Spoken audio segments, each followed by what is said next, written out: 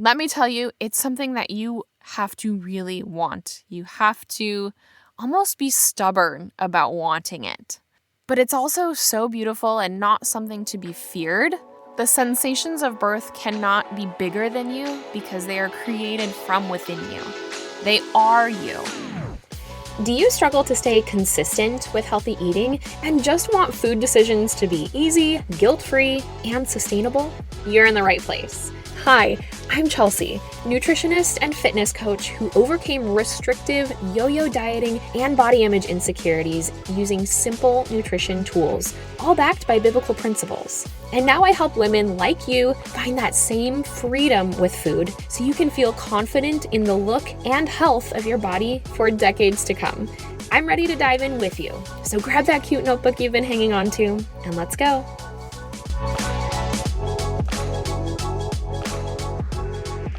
If you are still struggling with consistency when it comes to healthy eating, I need you to hear this. It is 100% totally possible to eat healthy all the time without feeling like you're on a diet, without tracking macros, without eating the same 3 things for weeks on end, and without counting the hours until your next cheat day. I know because I have lived on both sides of that fence, and I much prefer the food freedom side that relieves me of any guilt anytime I have a treat. If you are ready to lock in your healthy eating that is a long-term lifestyle, not just a quick fix, then I need you to book your diet-free coaching session with me. In 1 hour, I will map out your exact plan that fits your preferences and crazy schedule so you can walk away with confidence, not more stress. Go to coachrain.com/dietfree right now to book your coaching session with me. That's coachreign.com/dietfree. And now, welcome to the show. Today is part 2 of my motherhood mini-series recounting fertility, pregnancy, my birth, a little bit of postpartum. And since announcing that I had a baby, I also shared the post that my midwives made recounting my birth story, which has led to many inquiries about what I did to prepare for an unmedicated birth at home. So in today's episode, I'm going to share with you my birth story, along with the strategies that I used to prepare for, and ultimately have the exact delivery that I prayed for. But the first thing that I want to say is, if you are pregnant or planning to become pregnant, I really encourage you to be ultra discerning on what birth stories you listen to.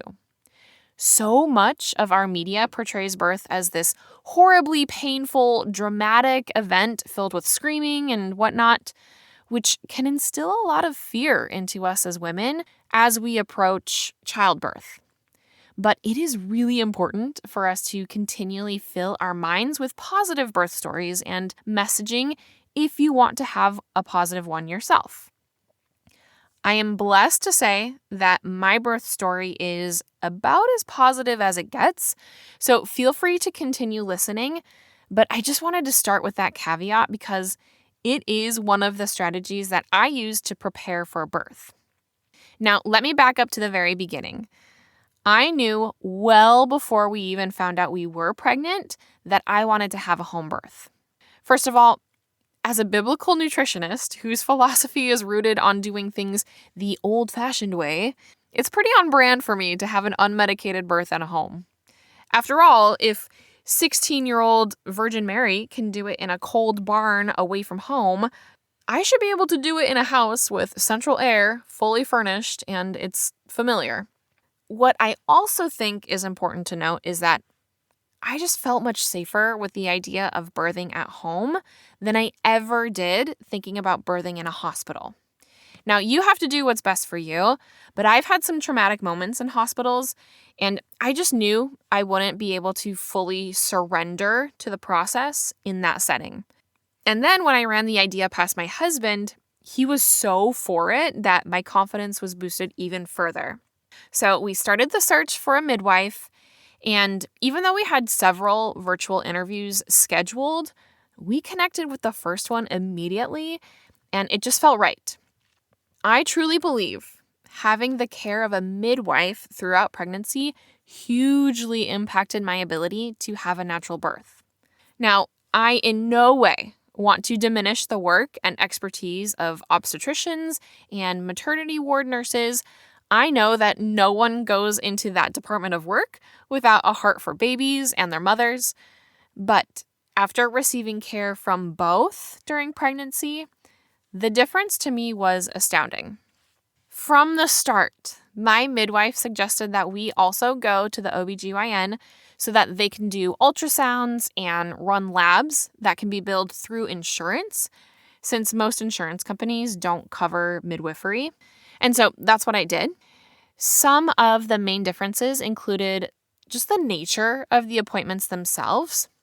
When I went to the doctor, it was pretty impersonal, which I understand. They have a lengthy list of patients to get through on any given day, but each time it was pretty routine. Check in, get my weight, ask the same 5 questions, schedule the next visit on my way out.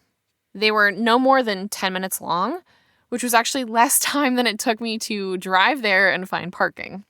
With the midwife, my appointments were at least 30 minutes long, very thorough conversations about everything I was experiencing and what to expect.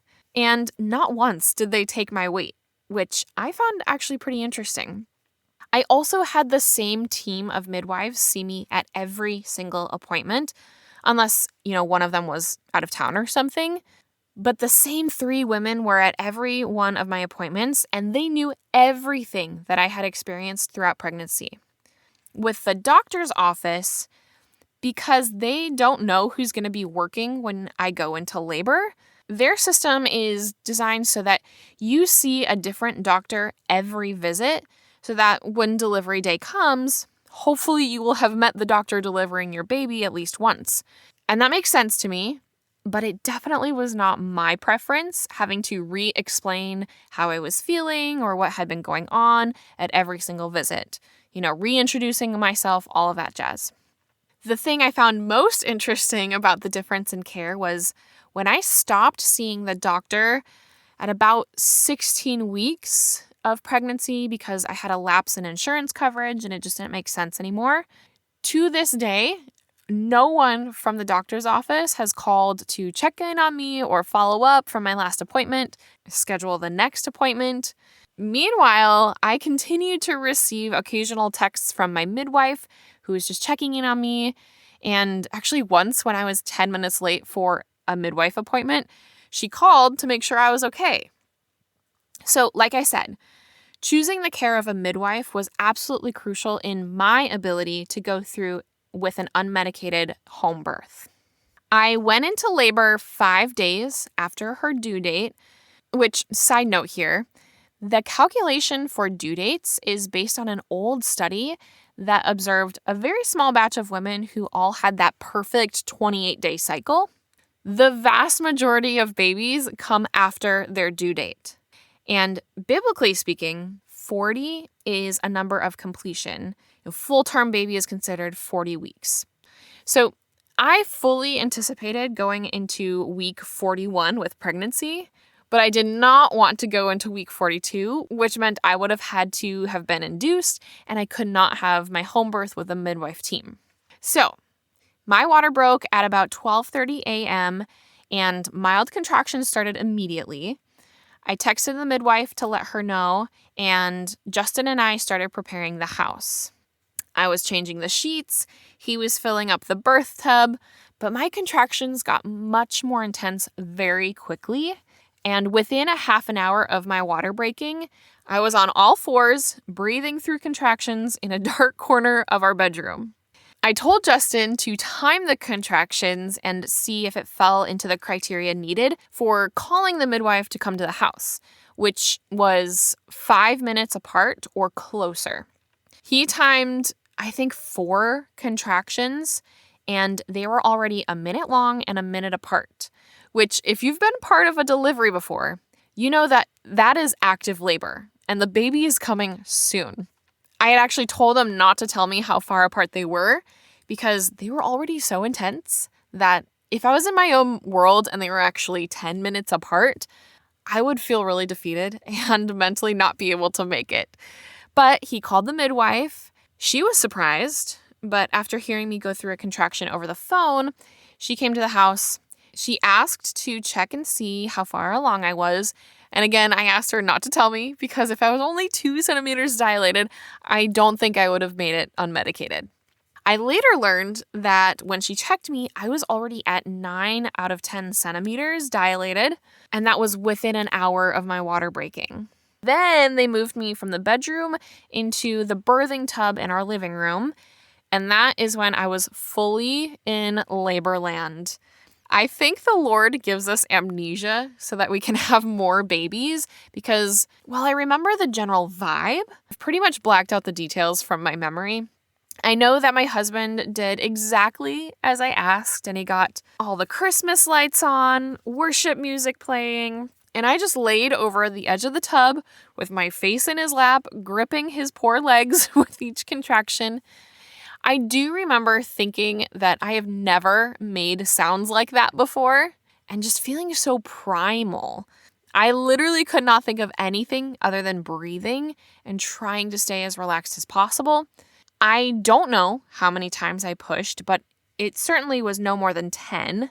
And at 3:43 a.m., 3 hours after my water broke, our baby girl was born. Quite literally an answer to every part of my prayer concerning her birth. I had prayed for it to be at home with 0 complications, and if the Lord was feeling particularly generous, that it would be quick and easy.